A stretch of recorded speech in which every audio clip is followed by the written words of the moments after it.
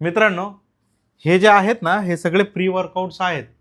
यांच्याविषयी चांगली इन्फॉर्मेशन तुमच्यासाठी.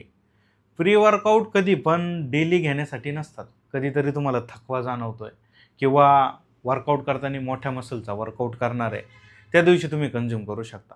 रोज-रोज कन्झ्युम करून आहे ना, त्याचं ॲडिक्शन होतं आणि मग नंतर तुमचाच माइंडसेट असा होतो, की ज्या दिवशी तुम्ही प्री वर्कआउट पेसाल त्यावेळेसच तुमचा वर्कआउट चांगला होईल, नाहीतर वर्कआउट चांगला होणार नाही, या संदर्भात.